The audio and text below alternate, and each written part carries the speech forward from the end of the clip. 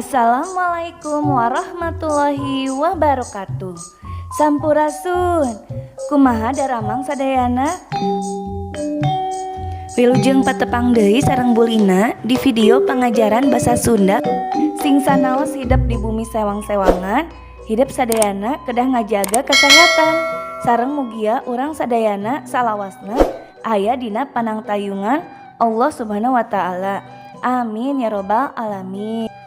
Hidup kelas 2 anu dipikannya aku ibu, dinten ayeuna urang sasarengan diajar pengajaran hijinya nyaeta ngeunaan hirup rukun.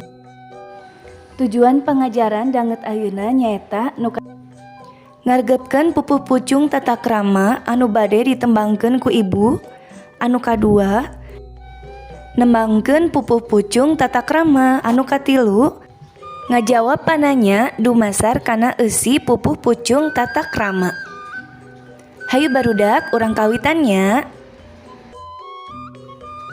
Ngaregepkeun pupuh. Pupuh nyaeta karya sastra wangun puisi anu kaasup bagean tina hasanah sastra Sunda. Ari pupuh teh kauger ku patokan atawa aturan pupuh mangrupa guru wilangan, guru lagu, sarta guru wilangan nyaeta jumlah engang, suku kecap atau suku kata, unggal pada lisan, larik atau baris. Guru lagu nyaeta sora panungtung atau sora vokal akhir, unggal pada lisan. Sedengkeun watek nyaeta karakteristik eusi pupuh. Ayeuna ibu bade nembangkeun pupuh, pek regepkeun ku hideuk. Teras tembangkeun babarengannya.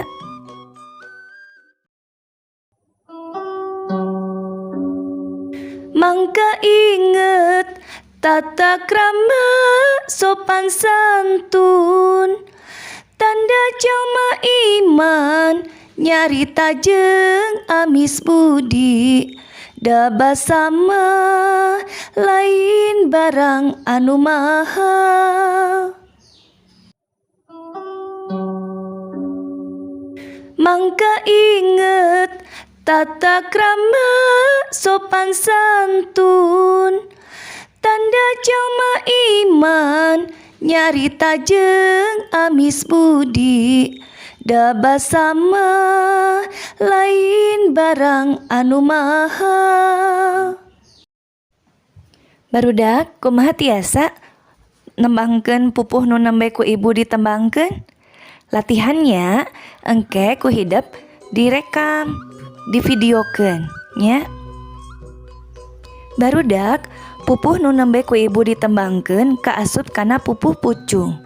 Ari pupuh pucung boga watek ngagambarkeun rasa ambek ka diri sorangan atawa cua atau keheul.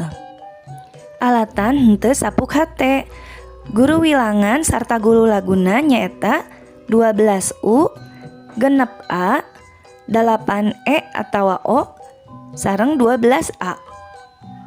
Cara ngitung guru wilangan sarta guru laguna nyaeta sapertos kieu nya. Dietang tiap suku kecapna atau suku katana. Tah terakhirna eta aya suku kecap tun. Nah tun teh vokalna U. Janten guru wilangan sarta guru laguna nyaeta 12U. Kumaha barudak tiasanya? Nah mangga ku hidup etang guru wilangan sarta guru lagu nu sanesna nya.